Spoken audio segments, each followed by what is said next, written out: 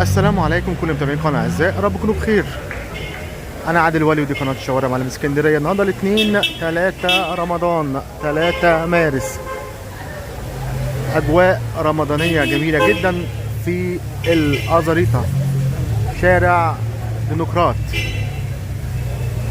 ديمقراط هو مهندس الاسكندريه اللي خطط وهندس شوارع الاسكندريه بعد وفاة الإسكندر الأكبر في عهد أو عصر البطالمة، بداية من بطليموس الأول. ديمقراط. نعم. ده تشرفونا.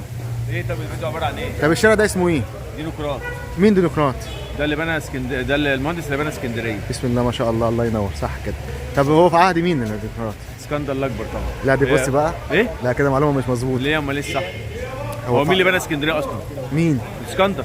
لا طبعا اسكندر قبلها توفى. كان اسمها راكودا، كان اسمها قريه راكودا قبل ما يجي الاسكندر طب الاكبر. الراكوده دي فين دلوقتي؟ ما هي دي راكودا تحت اسكندريه بقى، الله اعلم. لا لا هي معلومة حلوة بس منقوصة. لا مش منكوسه. ما انا هقول لك اهو. قول لي الصح طيب. راكودا اللي هي حاليا كوم الشافع. لا هي اسكندريه كلها كانت راكودا، مش كوم الشوافه. يعني اسكندريه كانت اما نزل اسكندر الاكبر راح فتح كوم الشوافه. ماشي. اسكندريه كلها كان اسمها راكودا، وبعد كده الاسكندر بناها لا بس هو عن طريق المهندس اللي اسمه ديمقراط. هو توفى ما شافهاش. ايوه هو توفى اللي ما سماها اسكندريه واللي بناها الاسكندر الاكبر. يا سيد الفاضل، الاسكندر الاكبر ما شافش اسكندريه. ما شافش اسكندريه. هو سماها ودخلها ومشى كمل فتوحاته. ايوه توفى في بابل. حلو كده. يقال. ورجع جثه. يقال ما حدش يعرف فين جثته ولا فين تربته ولا فين اصلا المقبره بتاعته ولا مات فين. ماشي. راكودا اللي هي حاليا كوم الشقافه او كرموز راكودا دي كلها اسكندريه. يا سيد الفاضل لا ماشي. اسكندريه كانت عباره عن جزيره. هو التاريخ اصلا كده كله كله مزور يعني. ماشي. التاريخ كله صباحك فل. موجودين في شارع ديمقراط او ديمقراطيس، مهندس الاسكندريه. ممكن حد يقول لي طب هو مهندس اسكندريه يستحق شارع؟ طبعا مع احترامنا للشارع والناس اللي ساكنه في الشارع، يعني ممكن يقول مثلا شارع مش رئيسي، شارع مش مشهور، لكن لو بصيتوا هتلاقوا اللي هو امامنا شارع الاسكندر الاكبر. امامنا شارع الاسكندر الاكبر اللي كلفوا ب انشاء المدينه وهندسه المدينه وشوارعها. وعلى شمال الصوره شارع بطليموس الاول او المنقذ سوتر او سوتير. فشارع ديمقراط بجوار المؤسس الاول والمؤسس الثاني، وهو كده مهندس اسكندريه. فالثلاثه بجوار بعض، ومعظم شوارع الازاريطه اسمائها بطلميه. فاحنا موجودين في شارع ديمقراط او ديمقراطيس. امامنا شارع الاسكندر الاكبر يمين وشمال ترماي، وعلى الشمال شارع المنقذ بطليموس الاول. شارع الاسكندر الاكبر في البدايه كان يسمى شارع الشيخ الطرطوشي او الامام الطرطوشي، لانه كان بيوصل لمنطقه الشاطبي للمقام او الضريح او المسجد الطرطوشي. المنطقه كلها العلامه الوحيده اللي كانت مشهوره في المنطقه هو قبر وضريح الامام محمد الطرطوشي الاندلسي الاصلي. احنا كده وصلنا لقمه شارع ديمقراط من شارع الاسكندر الاكبر. ده شارع الاسكندر الاكبر من بدايته في محطه الرمل او قائد ابراهيم الى كوبري الجامعه،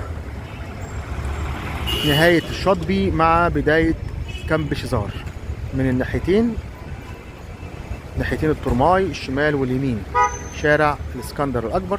كده امامنا شارع سوتر او سوتير المنقذ خليفه الاسكندر الاكبر، اشهر قاده الاسكندر الاكبر. شارع ديمقراط او شارع ديمقراطيس. طبعا مظاهر رمضان ظاهره في الشارع زي ما انتم شايفين امامكم. كل عام وانتم بخير. 3 رمضان 3 مارس. لا تنسونا من صالح الدعاء، لا تنسونا من دعائكم. ربنا يبارك لنا في رمضان، يبلغنا رمضان اعوام واعوام واعوام، لا فاقدين ولا مفقودين رب العالمين جميعا. الى كل المتابعين المحترمين، كل عام وانتم بخير. صديقي العزيز محمد، اخبارك ايه؟ وحشني. يا رب تكون بخير والاسره الكريمه بخير يا رب العالمين.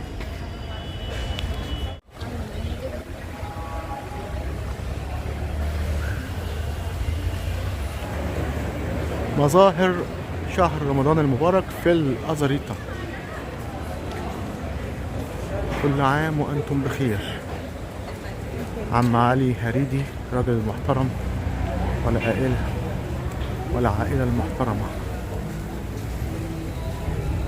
مطاعم هريدي.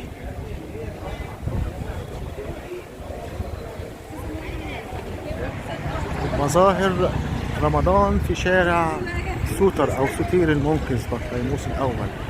امامنا البحر، امامنا على اليمين شارع بورسعيد وعلى الشمال شارع السلطان عبد العزيز او الدكتور عبد الحميد بدوي. كل عام وانتم بخير جميعا. كده احنا موجودين على قمة شارع ديمقراط من شارع السلطان عبد العزيز او الدكتور عبد الحميد بدوي. ده شارع الدكتور عبد الحميد بدوي اتجاه شارع شامبليون، وده شارع الدكتور عبد الحميد بدوي اتجاه شارع بورسعيد وشارع السوطر. احنا كده اتجاه شارع الاسكندر الاكبر، شارع ديمقراط مهندس الاسكندريه في عصر البطالمه. موجودين في منطقه الازاريطه.